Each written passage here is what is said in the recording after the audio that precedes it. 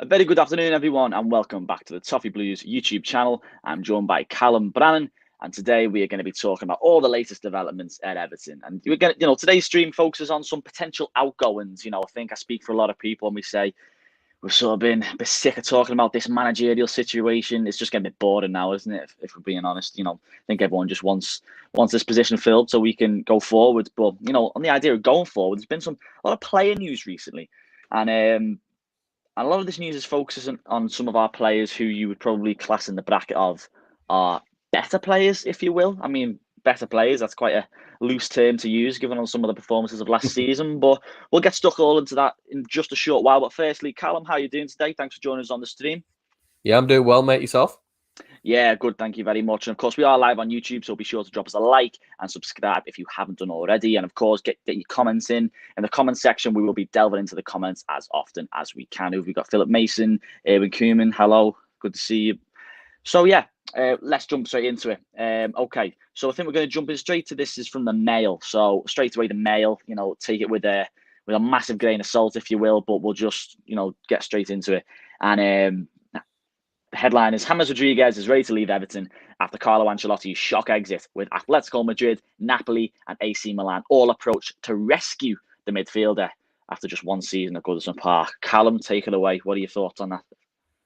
I don't know. Do you know what I think it is? The more I think about it, as soon as I hear Jorge Mendes, it really won't surprise me if he's going to the media saying, look, I can get James to all these teams, basically telling us, yeah, appoint Nuno now, or you're going to lose James Rodriguez. But in the end, it might sound weird, but I couldn't care less if James leaves. We got him on a free. We're going to sell him for a guaranteed profit. If he wants to leave, go for it. I'm not really too bothered. Don't get me wrong, he was fantastic when he played. But at the same time, if we're only going to get him for 15 games a season, and if the rumours are saying that, it's possible to swap him with AC Milan for Rafael Leao, and then I'm guessing it'll be him, James, and some money for Rafael Leao, then I'll take that in a heartbeat, because let's face facts. Is James going to be a player who can even play 25 to 30 games a season for you? Never mind, 38. Yeah, well, this is the frustration, isn't it, with James Rodriguez? When he was fit last season, when he played, he was arguably one of our better players. I think Ben Godfrey will always take that top spot for a lot of fans just due to his consistency. But I think the frustration for James Rodriguez last year was, of course, the injuries, and he didn't really get a string of games together. I like to use the phrase he was on a casual hours contract at Everton. He was on a 0 hours contract. It was like a pay as you play sort of thing, which was a bit bizarre. It was frustrating because we were all very excited. If we go back to last summer when James Rodriguez came in, we were all very excited. We thought this was our marquee signing, if you will, that was gonna really set the pace for this coming season. How wrong we were. But no, to be fair, James was, when he was on form, he was a great player. We saw that in glimpses, didn't we, last season? The last season he scored what, 6 goals in 26 appearances, which it's not a bad return. His assists were better than that as well. He was an important player for us. But in terms of just on the concept of losing James Rodriguez, will this leave a massive hole in the team? No, I don't think so. Because in the end, it depends on the style of football we're playing. James, for example, if we brought Nuno in, James would have stayed, but James would. You know what? I don't think he would have, because Nuno likes to play a high pressure football. James couldn't play a high pressure football to save his life. You know what I mean? I'm better at high pressure football than James Rodriguez, and that's saying something. The guy doesn't run, and in the end, I feel like that's what we need.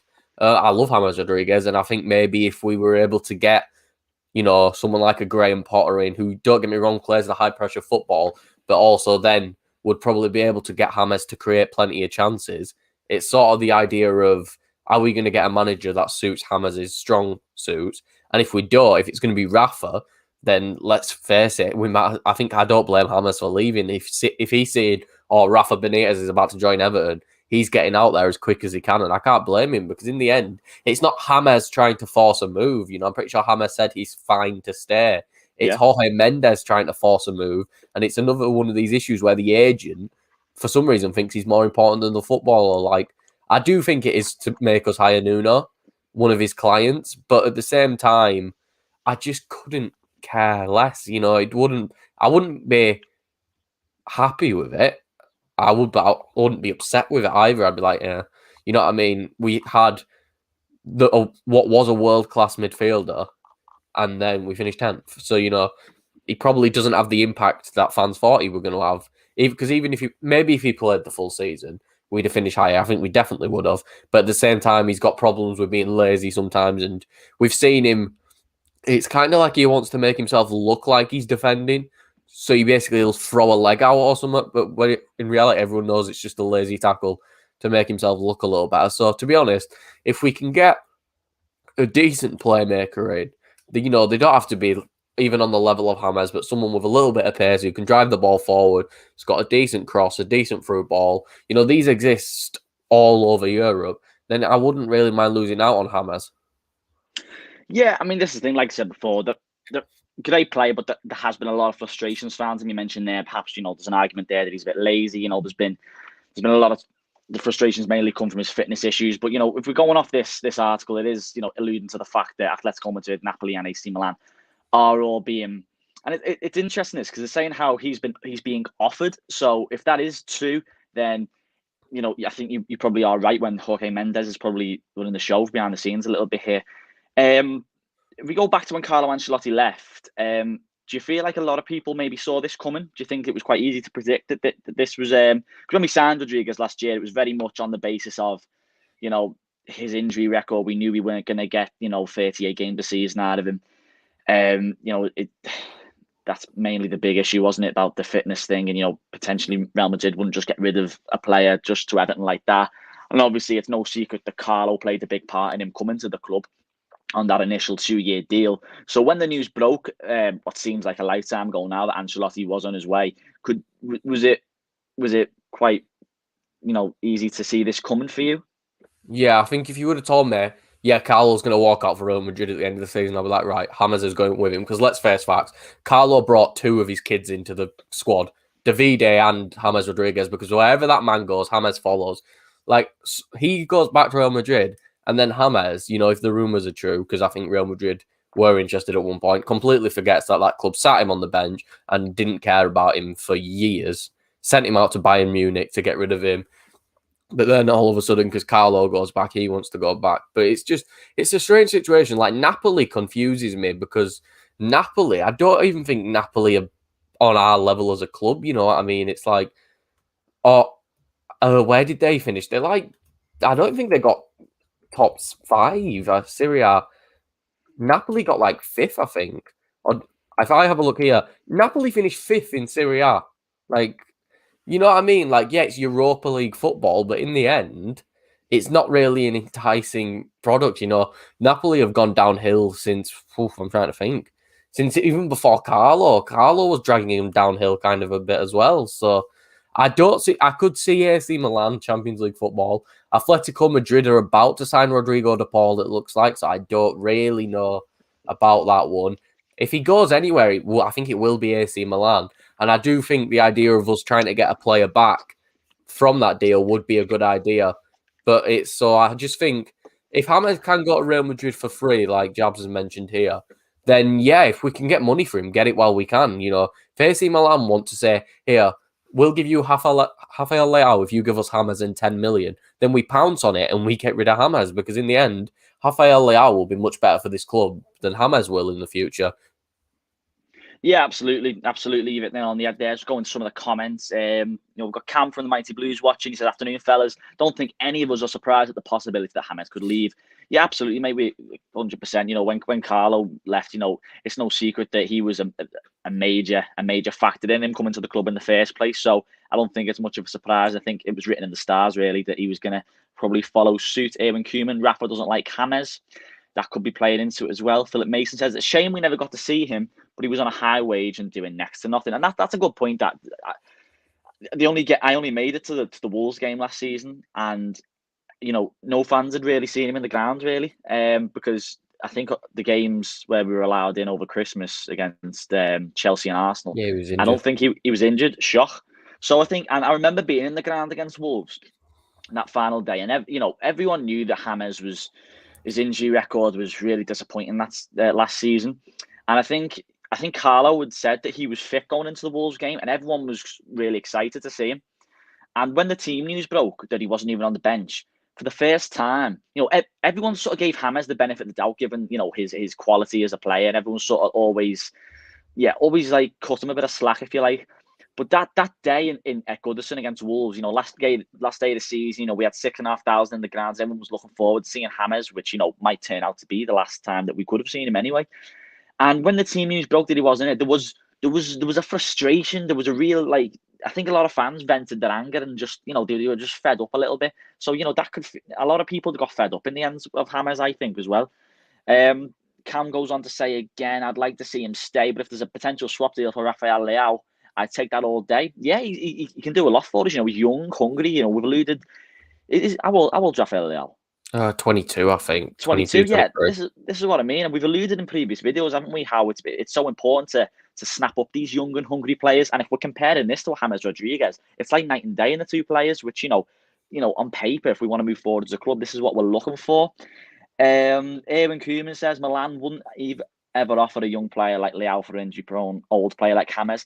Well, that's it on paper. I think we talked about this Leao thing, and this is. I think we're also keen for this to go through because it makes sense on paper, really, in terms of what we need. But that is a good point about Milan. Would they give away one of their young assets for the sake of an injury-riddled James Rodriguez? But who knows? Remains to be seen. So yeah, James Rodriguez looks like he could be on his way out, and it doesn't come as a big shock. If James Rodriguez is to go, Callum, what do you think will be, if I can even use this word, what will be James Rodriguez's legacy at Goodison Park? The assist against Liverpool. Yeah, it's the assist against Liverpool. Like he's kind of immortalised in this club for that one through ball to Richarlison. As a sort of, because don't get me wrong, when he played, most of the times, I enjoyed it. He was fun to watch. He didn't run much, but as soon as he touched the ball, it was like magic. The pass would be perfect. When he dribbled, the dribble was perfect. But at the same time, he picked up like 4 injuries in one season.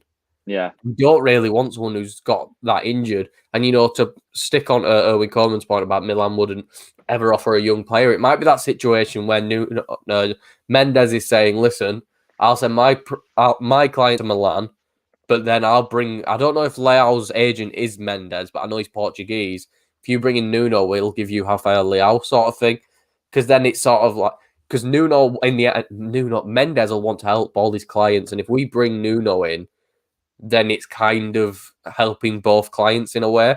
Because it gets James out to play Champions League football. It brings a hungry player in Leao who, let's face it, he's going to get started out of position because he's a striker. And even though it'd be weird because I don't know if we can accommodate him at striker, but that spot's going to be Ibrahimovic's. We all know that.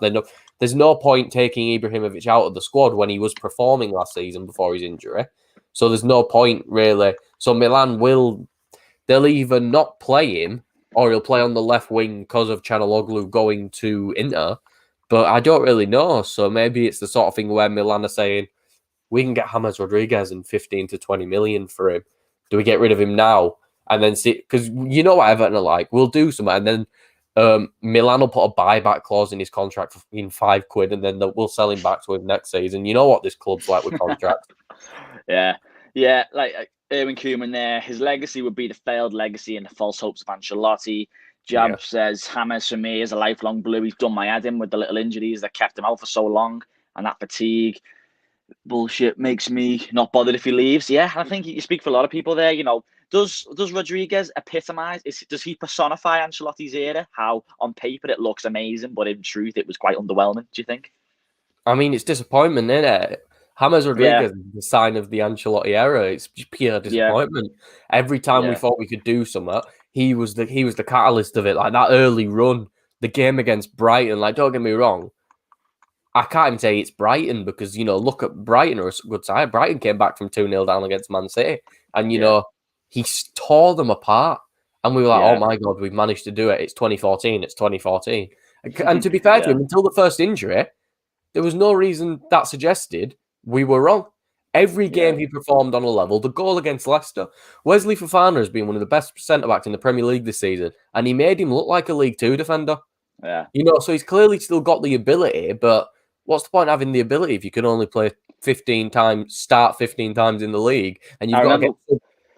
I remember watching him against Tottenham in the first game of the season, and them balls he was pinging over to the Charleston, but Charleston was cutting inside. I remember watching that game and thinking, you know what, this could be the year. Without sounding like a cop-out, this could be the year. and then I remember a week later, West Brom, we battered them at Goodison 5-2, and Rodriguez, I'm sure he scored in that game as well. Yeah, he did. And you would think to yourself, we've got a player on our hands here. This is the Rodriguez of old. And you think back, the goal at Old Trafford, that performance where he got the brace against Brighton, the Leicester goal, as you just mentioned there. It's frustrating because we've seen it in flashes what he can do, isn't it? And and now it's sort of ending on a sort of note where it ended very sour this season, didn't it? With the way Carlo left, and it looks like James may follow suit now. So it's just, it's just before we move on. Would you class James Rodriguez into like a Samuel Eto'o-esque sort of signing, or do you think he's maybe offered a little bit more than what Eto'o ever did, really? Well, he's offered a lot more because let's face facts. He had Everton fans thinking we were going to win the league.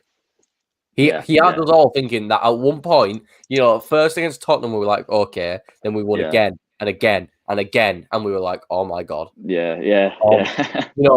We thought God was striking karma on Liverpool. We won the league and then the next year Everton win it. So, it's sort of, but it didn't happen. And I do think when he played, he performed. I do think James does like the club. I think as soon as, the Echo Falls incident happened, James kind of fell in love with the club, and maybe not in an idea of where I'm going to stay here no matter what, because Champions League football, I don't blame him for leaving him for Champions League football. It's not like an Ancelotti thing, because in the end, he might be being offered around, but that could be offered around until the new manager comes in, and then James might go, oh, I'd like to stay here actually, and see what I can do. Because in the end, if James doesn't want to stay, it's not. I don't think James is forcing himself out of the club. I think, to be honest with you, I think he's too shy to do something like that. I think it's Mendes trying to force him out of the club, because we know what Mendes is like. Mendes will go to the media. He's like Raiola light. He's not as bad as Raiola, but he does the same similar tactics. It's why he's such a good agent. He'll go to the media. He'll tell one person in the Mail, because he knows the Mail's absolute waffle and not believable. So he'll tell the Mail, I've just offered James to 3 clubs. When to be honest with you, I bet he hasn't even offered them. I bet he's just gone to those clubs, because I'm pretty sure Diego Simeone is one of his clients. AC Milan manager, I don't know if the other two are, but I'm pretty sure Simeone might be one of his clients, or there's a few of his clients in the Atletico team, and he's just gone, oh, I've offered him to these clubs. If you see, look at that, La Liga champions right there, La Liga champions and retirement home for, other clubs. But it's sort of this idea of, is he really going to go, or is it an agent drumming up interest just in case Everton disappoint like we usually do? Yeah, absolutely. And of course, if you are watching, be sure to drop us a like. It only takes a second. If you are watching, click that thumbs up button for us. That'd be greatly appreciated. So James Rodriguez, just to finish up on that, what are the chances of him staying next season? I think it's looking slim, to be honest. I think I'd be very surprised if he's an Everton player come the first game of the season. Would you agree with that? I don't know. I do think it. Sorry for the angle. My microphone's just not having it. My microphone has just decided. You know what? And it's fully come out. Right. Wait a second. Right.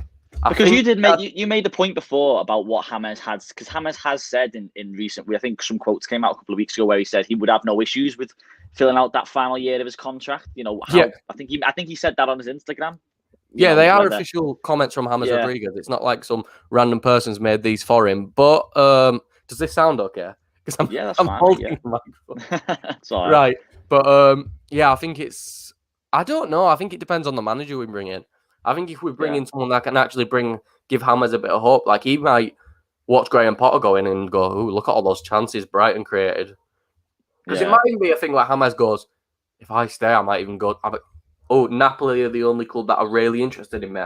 Right, if I play another season at Everton and absolutely boss it, it might be back to Real Madrid. It might be back to one big club. Because in the end, James Rodriguez has still got the name value that makes big clubs want to sign him.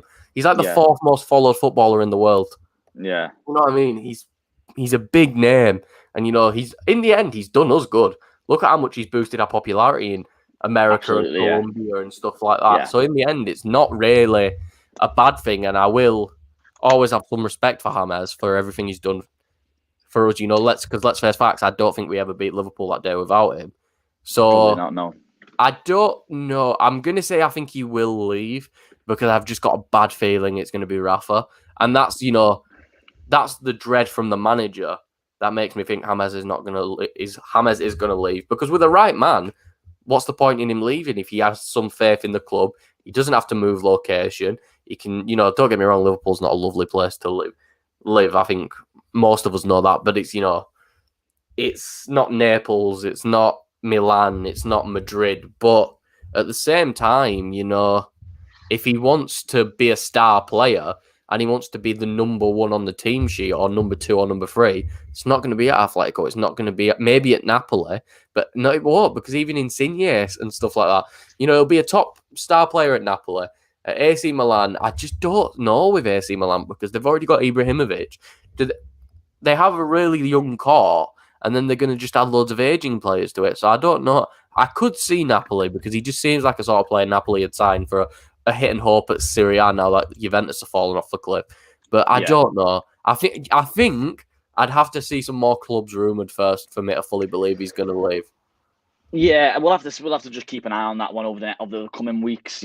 So when are they back for pre-season? Is it mid to late July? I know we play one team on we play Millonarios, the Colombian team, which makes me think James is going to stay because he's going to want to play against the Colombian team for the Colombian audience. I think they'll want to take him on the tour of America. I think he'll do the tour and then he'll leave if you don't believe in the manager. I think that's what it'll be. It'll be a close to deadline day leaving sort of thing if he does leave.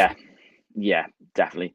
Okay, so that sounds good. So there we go. The jury's sort of out on James Rodriguez a little bit. Will he stay? Will he not stay? If you've got any thoughts on James Rodriguez, be sure to leave them in the comment section below, and we'll get round to them when we can. So yeah, moving on. We are going to move on to the whole Duncan Castles broke a story in the last 24 hours or so, which shows Everton would be open to selling both Richarlison and Calvert-Lewin this summer if they received good enough offers.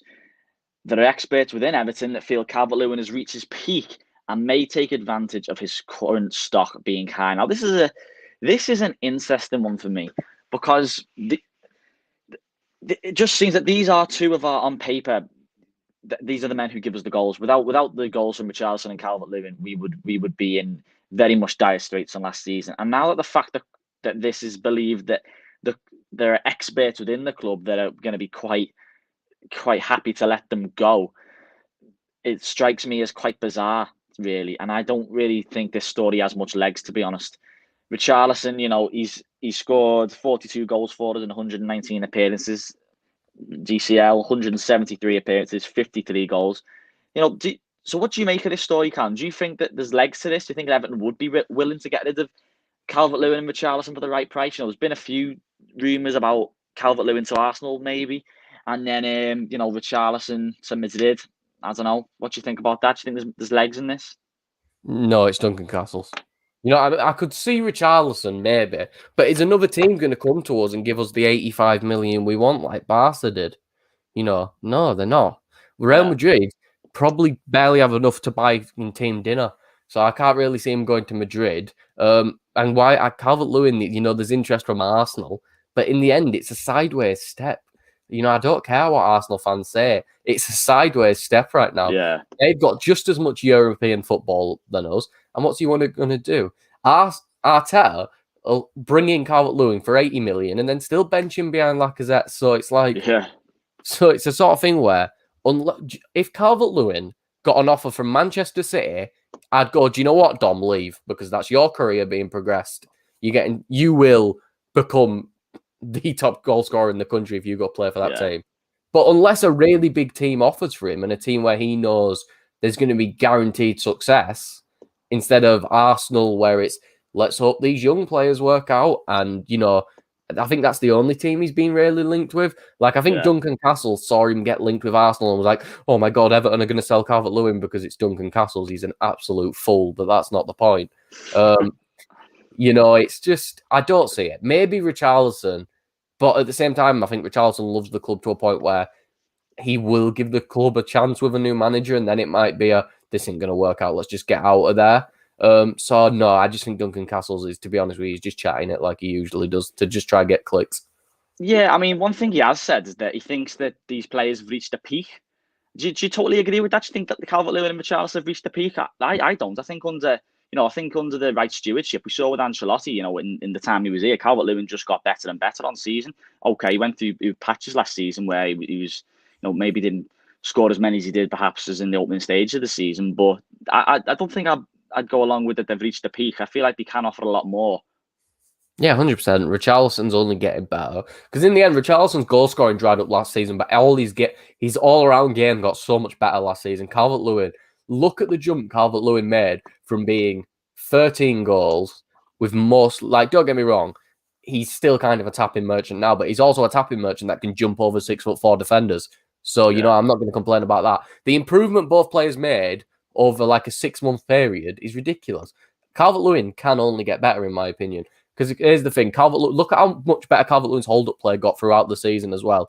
He's improved and improved and improved throughout the season. The goal scoring might have dried up, but yet again, Calvert-Lewin's all-around game improved massively. And, I just don't see it because why he may have scored. I don't know if he scored the most non-penalty goals in the league now. Because I don't know if Kane or Salah topped it, but I know he's in the top 3 because I'm pretty sure was it 17 or 16? Yeah. That he scored. Yeah, 16. One of those two numbers were all from non-penalties. They were all from set pieces and open play. So don't get me wrong, I can imagine there's a few teams that are interested in that and go, look at that, there's a striker that can get us almost 20 goals a season or 20 goals a season in all competitions without a single penalty. So, maybe, but at the same time, we're probably interested in Kylian Mbappe, but that's not the point. Doesn't mean we're going to get him. Yeah, yeah, definitely. I mean, Arsenal's a name for Calvert-Lewin that's popped up a few times. I just can't see the club getting rid of him, really. I feel like Calvert-Lewin, he's one of them players. What's he now, 24? Yeah, he's still young. He's 24. He's definitely not reached his peak, I don't think. I think, I think a lot of these rumours are coming from the fact that, Everton want to sort of level out the books with financial fair play and everything. But I just think it'll be totally nonsense if Everton were to get rid of two of the players, which really, if we didn't have their goals, we would have been flirting with relegation, I think.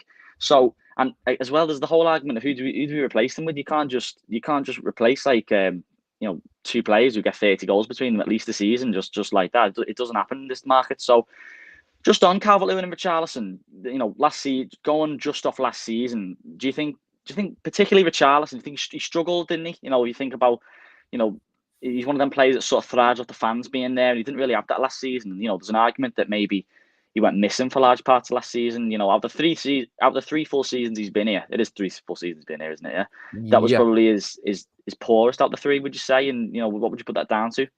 I don't know. I don't know if it was his poorest, because in the end, I feel like we look at Richarlison for goals, and I feel like that might be a reason we think it was disappointing. But you've got to also look at how much Richarlison's entire game, the way he progresses the ball down the field got better. The way he got back and defended was a lot better. His passing was a lot better.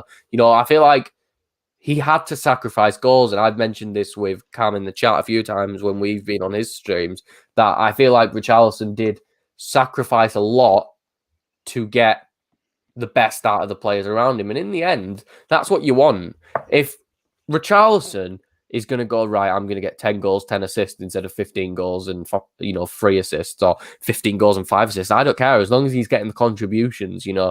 If he's contributing to goals, I don't care how many goals or assists he gets, as long as he's a contributing factor. And in the end, he is. Don't get me wrong, I would have liked him to score more goals, and I don't think it's his best season. I think last season, 1920 was his best season, and then I think this is still his second best, because in the end, we've got almost 60 points, which, don't get me wrong, we finished 10th. Yeah, true. Yeah, we got almost 60 points. And without Richarlison, we'd have probably finished like 14th, 15th, because he was there in the important games getting goals or assists. He was driving the ball up the field, because a lot of the times as well, he was getting the ball, carrying it up the field, then giving it to James to do the work, or then giving it to Digne. Sorry, I've got a stuffy nose. Then playing it to Digne to play the crosses in.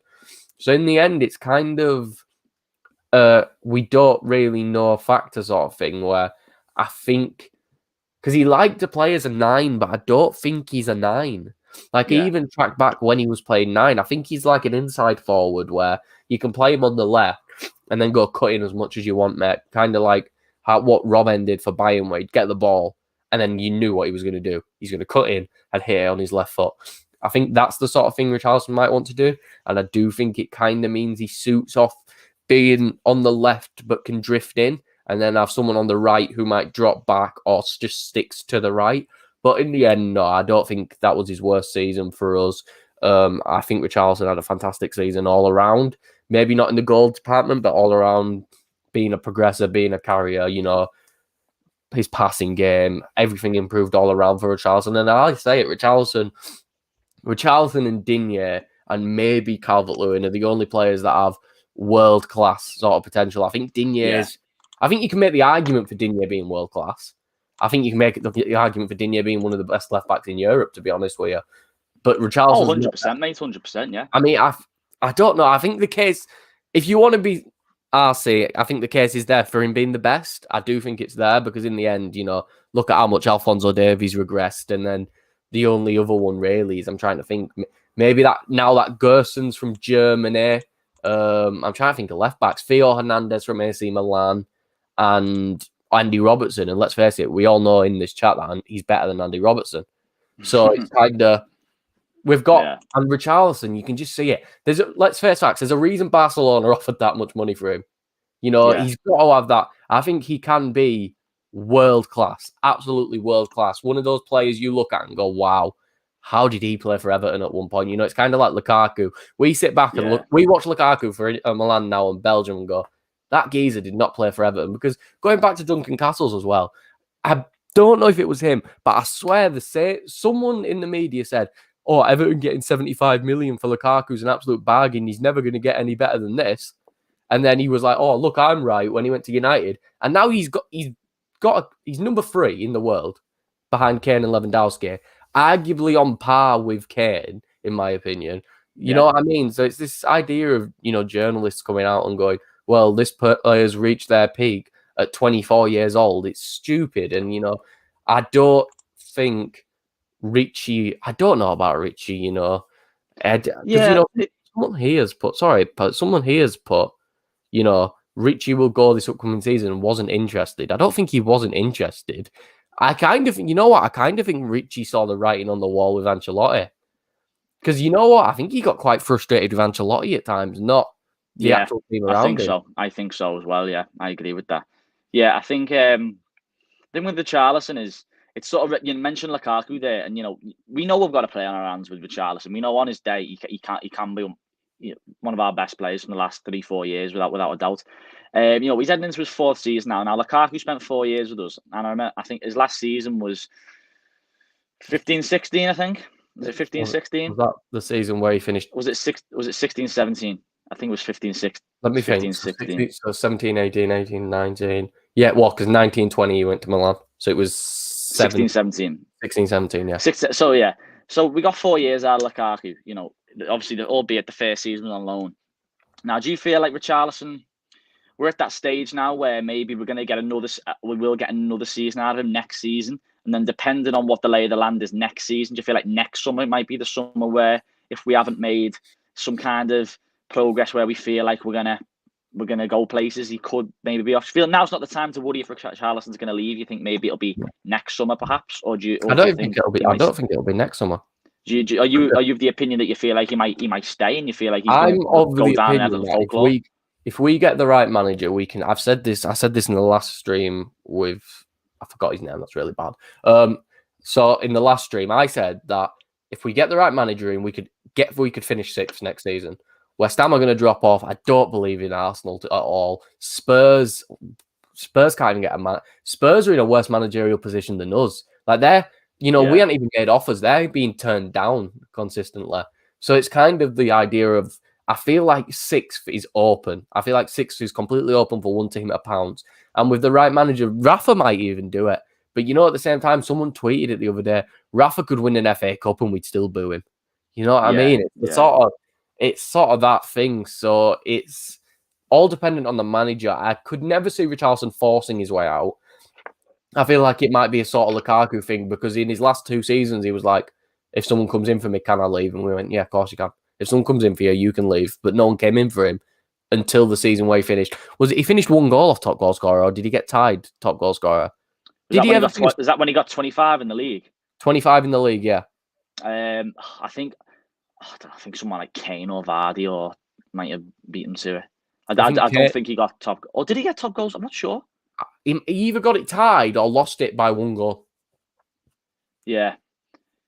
Yeah, I mean, at the time, he was one of them players. I think the thing with Lukaku, I think we were never going to keep Lukaku. I don't think we were ever going to keep Lukaku, which is a shame because, he's, since I've been watching Everton anyway, he's definitely been our most prolific goal scorer.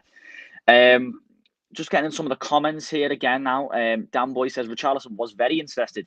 He gets frustrated with himself when he doesn't score. He loves scoring. He loves Everton. He hates being substituted and has a brilliant attitude. Yeah, I can go along with that, because players always want to play. Players always want to score goals. He's always, you can see how much it means to him when he does score. And, Richarlison, I think the good thing about Richarlison as well, he has a good connection with the fans. And, you can see he engages with fans on Twitter. He plays up to the fans quite a lot. And, Everton fans love that. We've loved players like that for years on end. So I feel like Richarlison, he's a fan's favourite, isn't he? Let's be honest, he's a fan's favourite. And I think Richarlison knows he's a fan's favourite as well. So, something there about attitude. Sometimes he's the same for Brazil as well. I think it's just him as a player. I don't think it means necessarily that he's unhappy or he's unsettled at the club or anything like that. But yeah, I feel like Richarlison, there's definitely an argument there that he loves the club. But Calvert-Lewin, perhaps, I feel like just on Calvert-Lewin, I feel like maybe he's been away with some of the England boys and stuff. Do you feel like it might get to a stage where if Calvert-Lewin continues with his 20+ goals a season, do you feel like he himself maybe could be the type of player to push a move, or do you feel like again he would see through the project? I think he does love the club because in the end, let's face facts. We signed him from Sheffield United for 1.5 million, and then we gave him a stage to improve in front of the world. I feel like it's sort of a thing where he might not love the club because in the end he's a Sheffield United fan, but it might be the sort of thing where he'll always have a place in his heart for Everton because of the opportunities we've given him.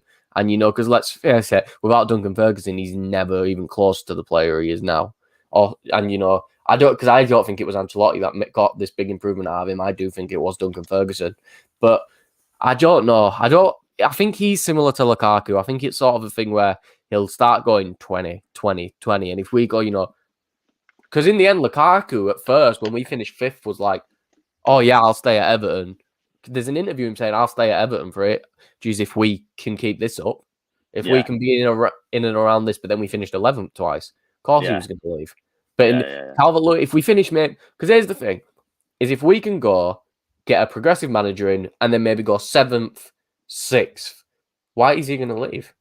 Because he might go, unless a Champions League club offers for him. Like, if Man City offer for Calvert-Lewin, if Man United offer for Calvert-Lewin, I can completely understand him leaving.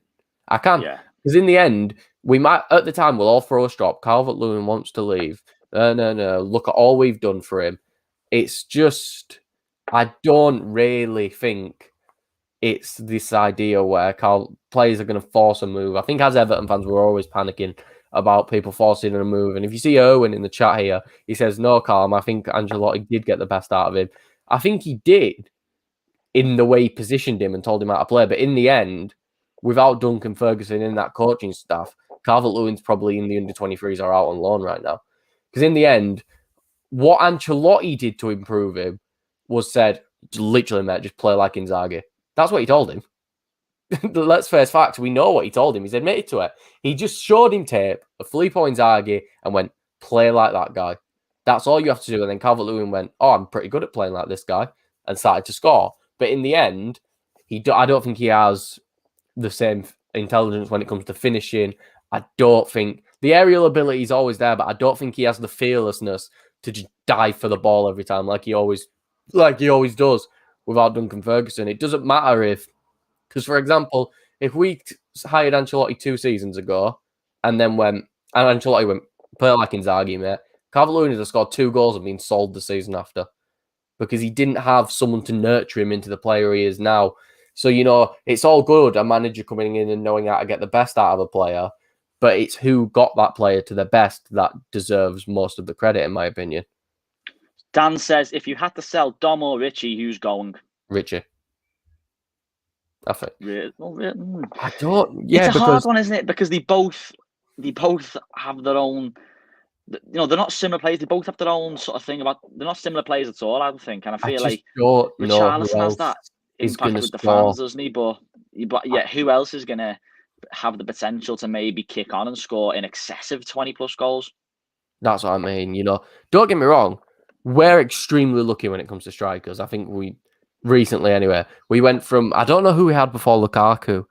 Well, Jelavic wasn't. Yeah, Jelavic. He was. Yakubu, I think, Yakubu was really under. He was getting 20 plus goals, and then, and you look at Luis Saha. We didn't really hit the heights that Yakubu did. Really, Jelavic. We all know about him. If he kept up what he did within his first 6 months at the club, I feel like he would have gone to do great things. I feel like we've always managed to get sort of someone who could score around 13 to 15 goals in the league. I feel like we've always managed to find that replacement eventually. Like, we might have had a season where someone scored 7 goals in the league, but, it's that idea of, can we replace Calvert-Lewin? And if so, who's going to come in and score 20 goals a season, because in the end, what we're going to do, sell Calvert-Lewin? Because I think if we sell him, we have to sell him for upwards of 80, 90 million.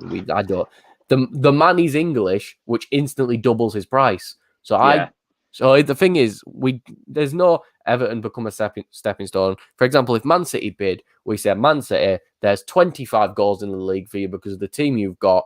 We either want a player, because let's face it, Man City would seemingly want to get rid of their entire squad. And then it's this idea of just sort of, no, I just don't think anyone's going to offer Calvert-Lewin because of his English. The thing is as well, Richarlison, I think Richarlison will get offers from big clubs. Real Madrid, if they can pull the money out. Barcelona, I think, have never lost their interest. So I just don't know. I think I'd say keep DCL because he's the most likely one to stay. I think that's why. The worry with DCL for me as well is, we found a player who is scoring getting similar sort of numbers in terms of goals to Lukaku. I'm not for 1 minute saying Calvert-Lewin is the next Lukaku. I'm not. But what he is doing, he's the first player to get close to like Lukaku's sort of numbers and sort of goal score wise. And that season that we did sell Lukaku to Manchester United, he really suffered the next year, and probably there's an argument there for the next few years until Calvert-Lewin really started to step up, because we just couldn't fill that gap. And you mentioned there about how Everton have always sort of had a player who can hit like double figures at least. I feel like before Calvert-Lewin really started to turn it on, we went through a bit of a phase where we didn't really have that. And we signed, you're talking the Sandro Ramirez's of this world, and Nias, and that we all know how that ended up. So if Everton, I don't think Everton will sell Calvert-Lewin this summer. I just don't think we're in a position to sell him. I don't think, on the back of the Euros as well, I don't think we're going to get another. I don't think for 1 minute we're going to get another striker who's going to, unless we're really lucky, who's going to get any them sort of goals. The fact he's English as well, they're very hard to come by. And, given the whole situation with the manager and, everything else that's going on at the minute, I just think we can't be left in another position where we don't replace our top scorer, because we saw how disastrous that was after Lukaku left. The following season, the season ended with Sam Allardyce as the manager. So, that tells you all you need to know about that. So, yeah, moving on. We've talked about, James Rodriguez, DCL. Some comments here. We've got Gareth, who's a Real Madrid fan. He says, I don't watch much of the Premier League. Why do you guys want rid of James? Injuries? Yeah, he's a fantastic player, and I think a lot of fans, if he gave them the option, they'd want James Rodriguez to stay, really, because we've seen what he can do when he's fit on the ball. Technically he's phenomenal. He's still got that ability. You can't take that out of him. But I think for a lot of fans, Gareth, it just became a bit of frustration in the end when we didn't have him for a great period of the season due to his fitness. But a fit James, he's an amazing player, and I think a lot of fans would definitely have him. An interesting point Peter's made. Do you think we need a captain before a new forward? Yeah, I think the leadership in the squad has lacked very much. I'd give the captaincy to Ben Godfrey personally. What would you do, Godfrey or Pickford? Oh, that's an interesting shout. Pickford for captain. Okay. Yeah, well, let's face it. Who's the guy who's constantly screaming at the defenders, constantly screaming, clearly cares about the club, In the end, I feel like a lot of us don't look at Pickford as a leader. I don't know why. Maybe the mistakes he's made in the past. But let's look at it. The two goalkeepers who've kept 3 clean sheets in this Euros, the competition isn't the best. No, I don't care. He kept 3 clean sheets. And some good saves as well. Some great saves, yeah. Donnarumma, who's just signed for PSG, I think, or signing for PSG, and is this, let's face it, this geezer's been getting hyped for about 4 years now, starting in goal at 18, and Jordan Pickford. It's not like Pickford's. He's not the same keeper he was 2 years ago. He's gotten so much better, ridiculously better, to the point now where his only issues are naturally, God-given as something he can't control. He can't control having little T-Rex arms, you know what I mean? So it's kind of... Yeah. I wouldn't complain with Iwobi. Someone's just put Sally Iwobi. I wouldn't complain with Iwobi being the captain, I was about to say. Because someone put Sally Iwobi. Jesus. I wouldn't complain with... Do you know what? If he gave it to Richie, Godfrey, Pickford, maybe Keane, Digne, I feel like we've got the choices there. Because I don't know if it's just me. Does everyone remember, like, it was either 1920 or 1819 where Mina was always fighting someone, and there's a clip of little 5'8" Digne walking over to him and slapping Yerry Mina and shouting at him. Like, it was this sort of thing. And he doesn't like slap him on the head, but he hits him and he goes, what? Starts screaming at him. I don't remember, but it was this sort of idea where it was like a Jekyll and Hyde thing. Wherever big scary Yerry Mina got angry at someone, you saw little French Luca Digne screaming at him. And, I feel like Digne is a good leader, but he's one of those players who, especially, I've noticed it a lot without fans as well. If you watch Premier League, you always hear him screaming and the cameras always pick it up. So it's kind of like, he's vocal, and what we need is, Erwin put it here, we need someone who's vocal and can be captain. I don't think it has to be a midfielder. I don't think so, but at the same time, it needs to be someone, because he's put, wouldn't give Richie's a hothead, but at the same time, I'm trying to think about captains in the league. Henderson's a bit of an angry bastard when he wants to be. Yeah. Harry Maguire's the Man United captain. It's not too bad sometimes to have someone who's a bit of a hothead, because he's going to, if he doesn't get the best out of someone, he's going to lose his temper. And then because let's face it, Richarlison's not going to go over and start punching teammates, is he? But he's also that much of a hothead where he will go to teammates who, no matter where they are, and demand better for them. But no, I do think number one would be Godfrey or Pickford, because I don't mind Coleman being captain, but Coleman's not going to start enough to be captain. That's the thing, isn't it? I think that's a good point that was brought up there about the captaincy situation, because a lot was made last season about the lack of leadership in the side, and Peters was put in there. We have no choices. Last good captain we had was Phil Neville, and how bad's that? Phil Neville, he was not necessarily the best player, but he was a great captain. He was a great captain. You can't take that away from him. But yeah, again, we've got Jab says we need at least 10 new players because our bench was pathetic all of last season, mate. It was horrendous, wasn't it? There was some critical games, by the way, in our season where we should have took advantage of to get Europe, and we had like 2-3 goalkeepers on the bench and like 4 players from like the under 12s or something. It was ridiculous. That can't go on, in my opinion, next season, which is my worry. The whole manager thing sort of taking the agency for so many new, fresh, quality players he brought into the squad. A few shouts for Alan as captain. The jury's still out on Alan for me a little bit.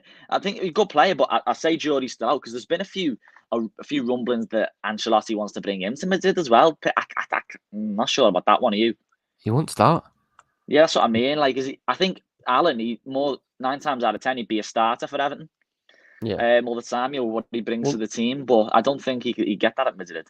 Yeah, Dan Boy's just put here, Tom Davies captain. You know what? I'd say to that if he was going to start every game, but let's face facts, he's not. There's a reason we're going to hopefully sign this Nunes guy, and I'm praying we do, because everything's gotten quiet, and now I'm worried that we're not going to sign him, and he literally looks like the perfect midfielder for us.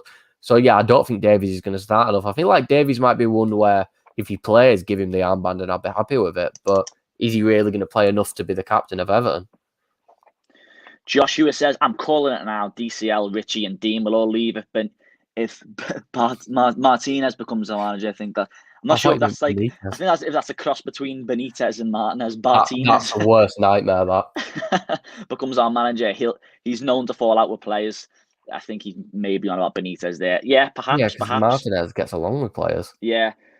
If Dean doesn't get his head turned, give him the captaincy. Yeah, Dean, his loyalty sort of can't go unnoticed in recent seasons. Dean, he's never sort of had a poor season as such, as he, there's an argument there that maybe, season.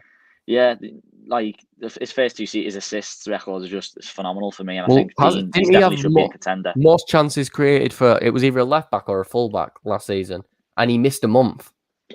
You know what I mean? It's like the guy missed a month of games and still was top on chances created.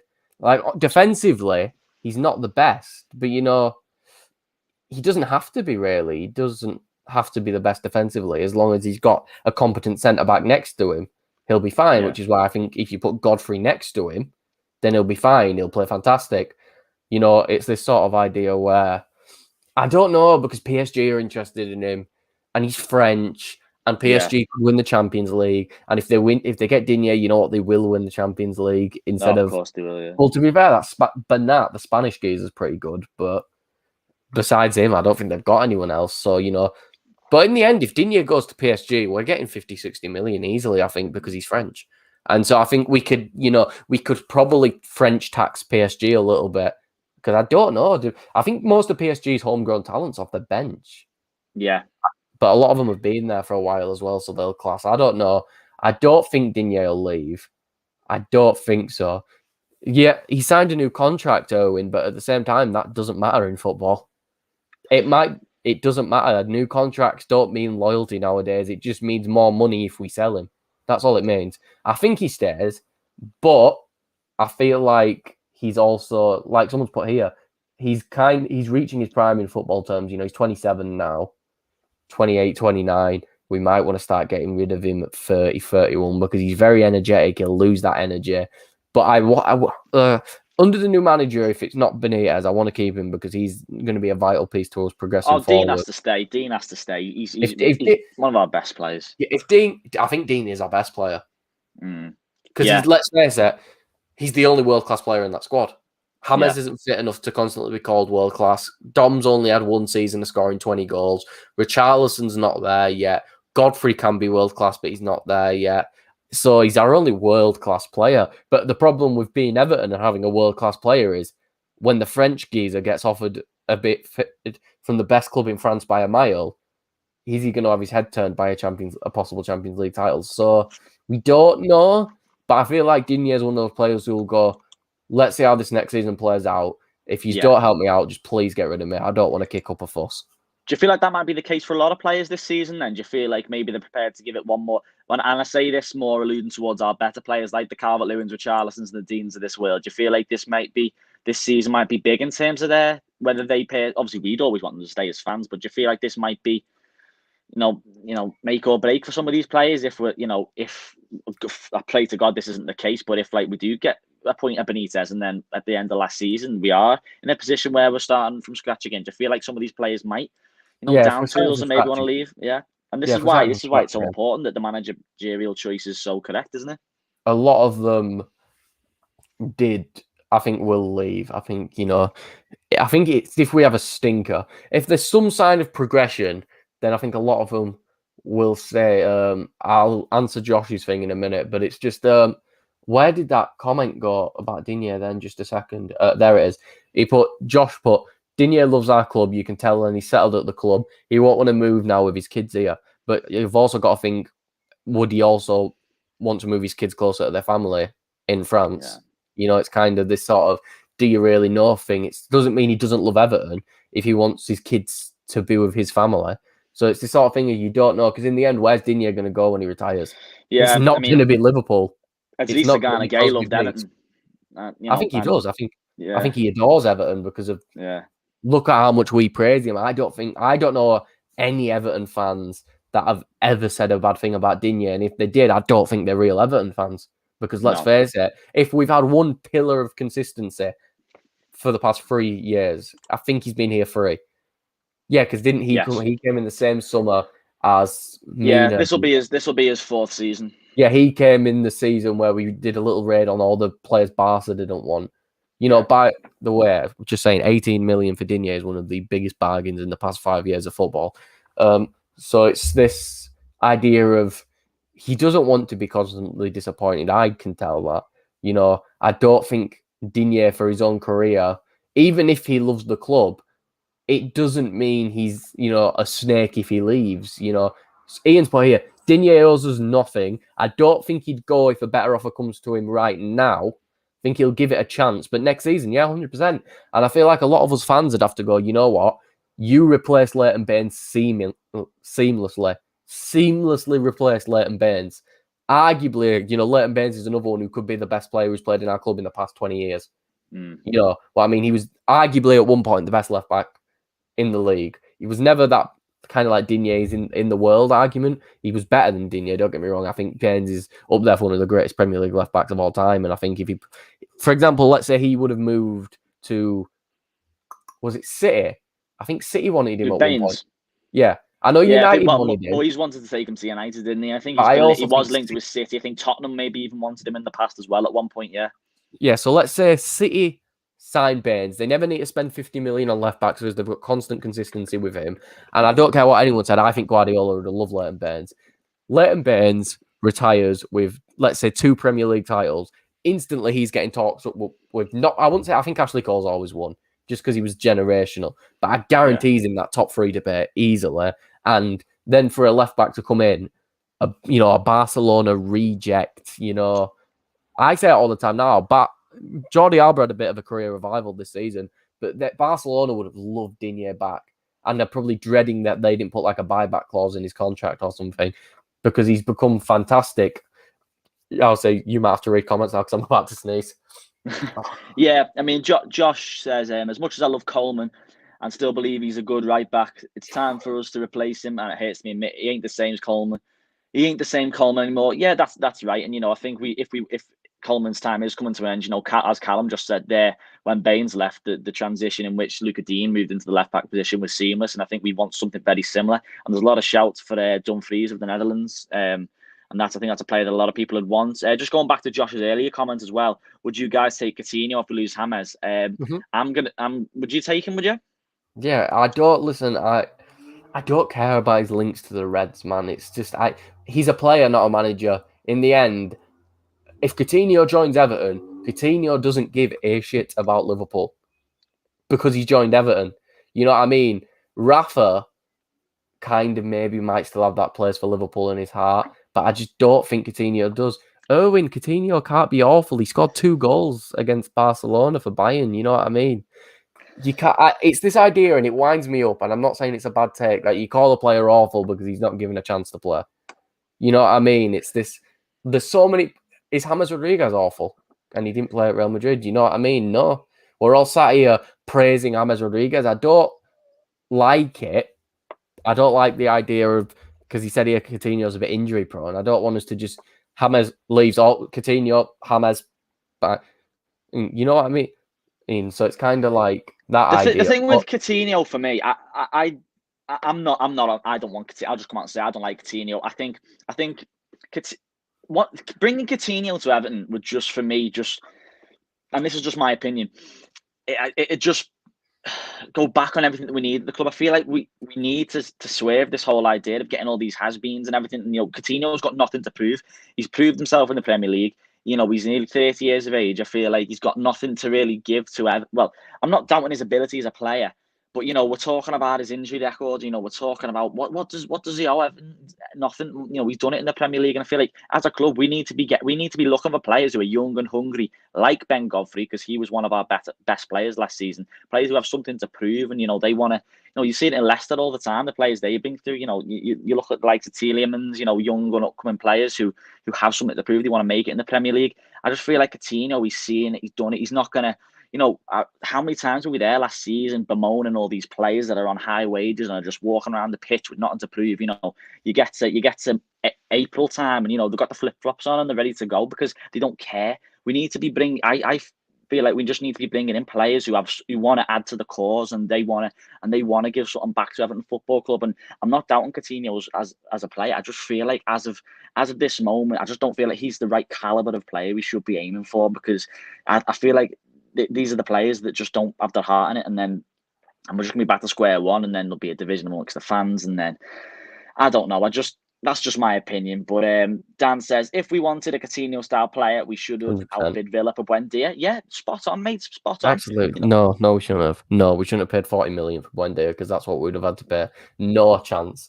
Maybe not 40 million, but I feel like that esque of player is definitely the sort of player we should be aiming for. We should have beat Villa to it, not outbid Villa. That's what I feel like. We should have been after him because Buendia from Norwich, I feel like he's definitely the sort. He's got something. He'll want to make a name for himself in the Premier League, and I feel like he'll do very well at Villa. And I think if he does really well, and 2-3 years down the line, a club maybe like Arsenal come calling, or like a bigger sort of club like Chelsea or something come calling for him, then that can only mean that he's done very well for Aston Villa. And I think that's a very smart signing by Aston Villa. There may be a couple of questions around the price tag, like Callum's just said, but he'll have something to prove and he'll want to prove himself. So I'm a bit disappointed Everton didn't go in for him, but as I say, the whole price tag would have been quite a lot there. Okay, so if you are watching, please do be sure to drop us a like. That helps us out an awful lot. Just as we've talked a lot about players in this video. This video has been quite player heavy, but we can't not touch on the manager latest before we finish up. We'll try to avoid as much talk about this as we can today, because it just feels like, honestly, this is just getting ridiculous now, isn't it? It's going on and on and on and on.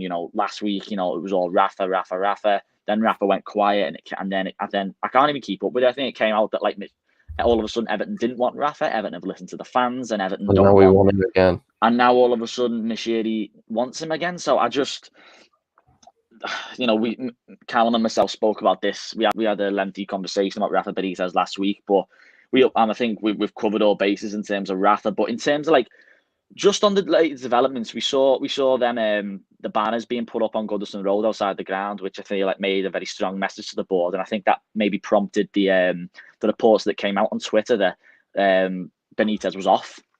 But now it seems that Mashiri has stuck to his guns, if you like. So this has not gone down very well with the fans. And do you feel like if this does go ahead, and despite the protests, because I feel like when it sort of broke that, maybe Everton were making a bit of a U-turn on Rafa and listened to the fans, I feel like a lot of fans maybe gave Mashiri and the board a bit of credit. They were like, oh, fair enough, he's listened to the fans here. And, the fans do have a voice, and, fan power has prevailed. But now it seems that might not be the case.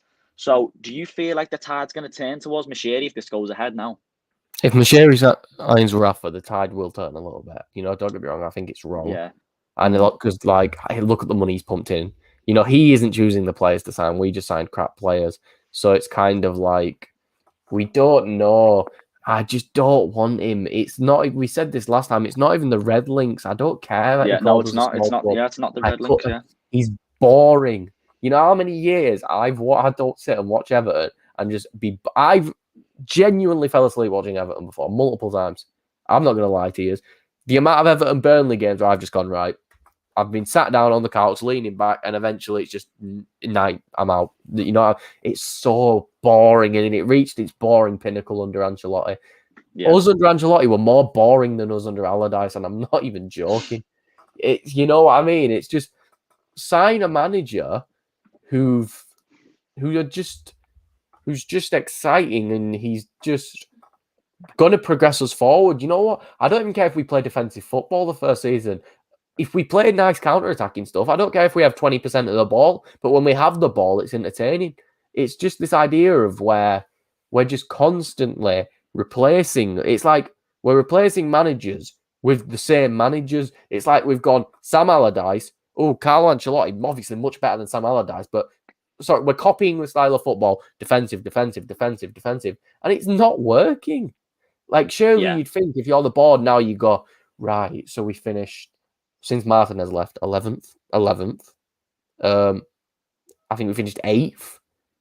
Yeah, it was 8th under Koeman's fit. We think it was 11th, 7th under Koeman, 8th under Allardyce, yeah. 8th under Allardyce, 12th. Yeah, and then Silva, it was and then Ancelotti, and Silva, Ancelotti, and then 10th. Yeah, it's been woeful, hasn't it? Let's face facts. Defensive football doesn't work, and I get Silva didn't play defensive football, but Silva's also not a good enough coach to the point where he can get top 6 playing attacking football. He's not good enough. He's a decent coach. Silva is Watford caliber. Watford was the perfect club to him at the time, between 12th and 16th, but he can overperform with those teams. He can get good results out of those teams. With a team like Everton, where we've got much higher ambitions than those teams, I feel like he just crumbled under the pressure and he couldn't do it. Because Josh has put here, we don't have the squad to play attacking. Why don't we? Why don't we have the? We've got a core for attacking football, and there's no denying that. There is absolutely no denying we have a core to play attacking football. We've got. So let's say, because I'm pretty sure we're still the favourites to get Dumfries. So let's just say we've got Dumfries, Dean. There's 2 attacking fullbacks that can do the job. We've got Allen, a defensive midfielder who can also drive the ball up the field. We've got Decore, fantastic box-to-box midfielder who can drive the ball up the field. I'm going to say we're going to sign Núñez. There you go. There's the midfielder. There's the midfielder who can dribble, get the ball up the field, create chances. And then we've got Richarlison, Calvert-Lewin, maybe James. We've got the attack for it. We've got the core. It's just about putting in the right signings in the right place to do the right things. And, I'm going to read Jake's here. Jake said, give me the results of attacking football anyway. We've got small club syndrome since the money came, thinking it's why, because here's my thing is, if we can get results over attacking football, then yeah, go for it, cool. But we're not gonna. It's like this idea of everyone thinks Rafa's gonna come in and get us results. Ancelotti didn't. Ancelotti's best football was playing attacking football at the start of the season. Yeah. So, you know what I mean? I just think these lads, honestly, I'm not even winding you up. I think they get bored on the pitch. I actually think they get bored. It certainly looked that way towards the back end of last season, mate, didn't it? Obviously, last time we spoke, I think we left the video, and I remember we gave our top 3. And if I remember rightly, I think was yours Galtier? Galtier was one, yeah. Galtier, Potter, Nuno? Yes, I think so. I think because we did 3 realistic ones, didn't we? Since then, I think everything's been going on with Rafa. I think, and I'm gonna put just to finish up the stream. I'm gonna end it how we ended our last one as well, just on the managerial situation, and hopefully we have some news to bring on this soon, because it is getting boring now, isn't it? It really is. Well, weren't we meant to be signing a manager this week? Well, I think we've been meant to be signing a manager for the last 3.5 weeks, haven't we? Like, there's always been some imminent announcement, but I've started to warm towards the idea of Potter. I've started to warm towards the idea of Potter, and maybe even potentially Dunk, because and whether that's just me being sick of the whole merry-go-round now, I'm not sure. But for me, I think Potter and Dunk are the names that are starting to really appeal to me a bit more now. And we've gone in. If you want to go watch our other video, we have delved into these names in a bit more detail. But what have your thoughts changed over the last week, Callum? What are you more realistic targets? What are you thinking? I'm going to tell you when Sky Bet loads up the odds. I want to see if something happened and it's like just right. So yeah, it's still the exact same. I actually don't think it's changed. The odds on Fonseca have gone down. But yeah, besides that, it's literally the exact same. So, someone's put here. Wait, I'm just gonna put this. Talking Sydney, is that Cahill is in with Rafa? I don't care. I love Tim Cahill, but him bringing Tim Cahill in to go, oh look, here's another player you Everton fans love. I don't care. Rafa's still coming in. You know what I mean? Does. Oh God, he's 1-3 to join. It's happening. I actually think, to be honest with you, it's changed now. Nuno's been swapped out. From the live stream we did the other day, it's actually now. Do you know what? Galtier's not even won anymore, because I just don't think it's going to happen. It's Potter.